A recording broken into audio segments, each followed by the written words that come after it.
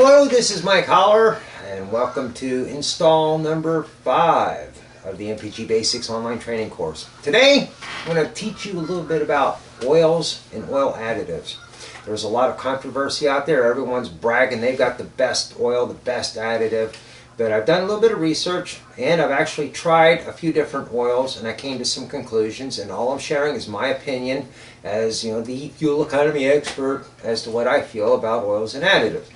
And let's start out with oils. You basically have 3 categories of oils on the market today, and there will be a 4th one introduced very shortly. But let's not worry about that 4th one. Let's just worry about the 3 that you can purchase today. Starting at the bottom of the ladder, we have what we call loosely Dino oil. This is oil that is produced exclusively from petroleum products. This will be your Pennzoil, your Quaker State, just your normal petroleum-based oils. Next up the rung, we have what are called synthetic blends, because they are a blend of your Dino oil and your full synthetic oil. At least that's how they're marketed. You're about to learn a secret today. Then, of course, at the top, synthetic. The different categories are supposed to represent different qualities, where the low end is just like a cheapy oil, the middle is like, you know, better, but, and then the high end is like the best of the best of the best. So let's take a look at these 3 different categories. First of all, I do not recommend any 100% Dino oil. Let's just scratch that one off the list right here, right now. That leaves us with 2 categories, synthetic blend and full synthetic. Now, both of these are going to cost more than your Dino oils, but I'm going to try to express to you why I feel it's important to at least go with the synthetic blend.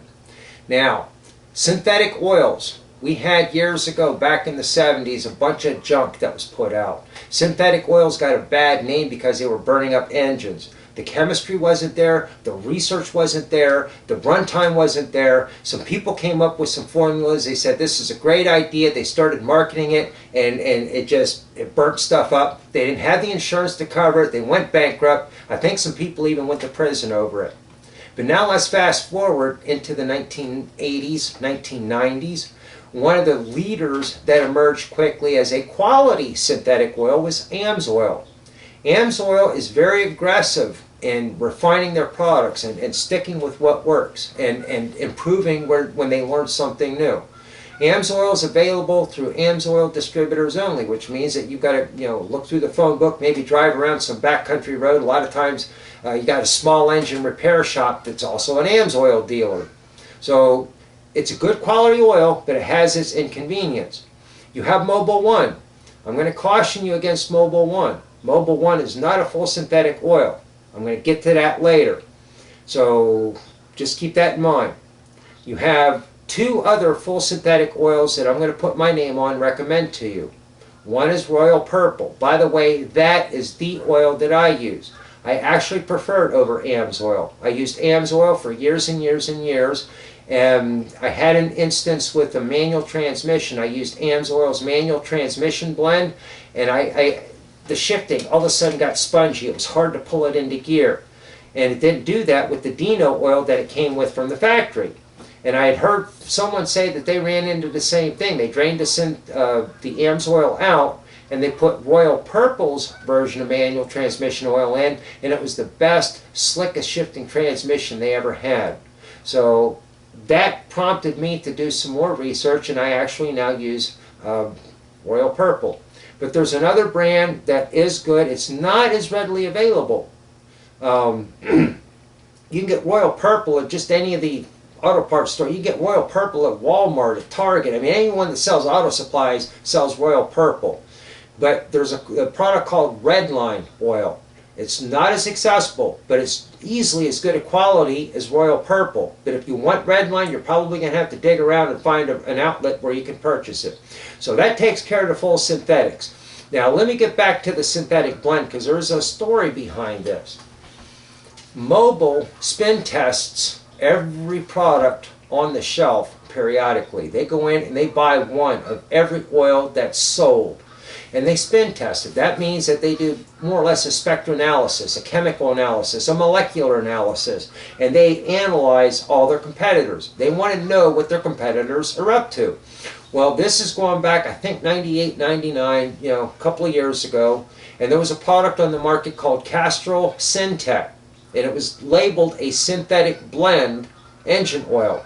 When Mobil tested this oil, they found it had no synthetic oils at all. It was 100% petroleum based, yet Castrol was labeling it synthetic blend.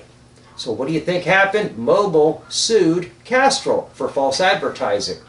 Well, it went to court. Mobil said to the judge, they're calling it a synthetic blend. Here's our test results. There's no synthetic oil in this oil at all.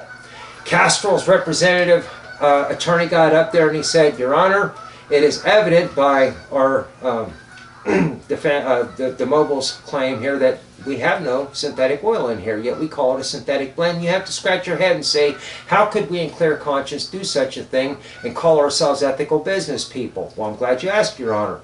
And they proceeded to show all of the performance standards that a synthetic oil had to live up to. And then they went and they showed the testing where their synthetic oil lived up to at least, if not surpassed, every one of the standards that was being regulated on synthetic blend oils. Guess what? The judge saw it Castrol's way. The very next day, Mobil changed their formulas, and so did a lot of other companies. If nothing else, they changed their labeling. Now, how could an oil company use a strictly Dino oil and get properties of a synthetic blend? There's a company called Conoco. I mean, there's gas stations all over the country, Conoco stations. Conoco built $1 billion refinery for base oils, for lubricants, where they can take the petroleum product and they can refine it in a very unique manner. The Conoco base oil, which the Syntec oil was made from, uses a unique process that Conoco calls Hydra Cracking. And essentially what that does is that pulls the sulfur out. Since 2007, you go to the gas station, you see the diesel and it says ultra low sulfur, no more than 7 parts per million sulfur. When you look at the standards of yesteryear, 2006 and older, there was usually a couple hundred parts per million of sulfur in that oil, or in that diesel fuel. So here we've got Conoco base oil where they pull the sulfur out.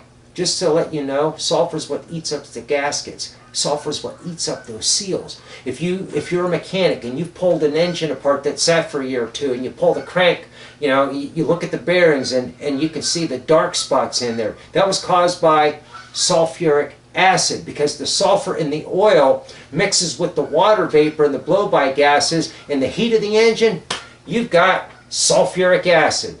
Well, the Conoco base oil takes that sulfur out and it allows it to perform that way. So back on track.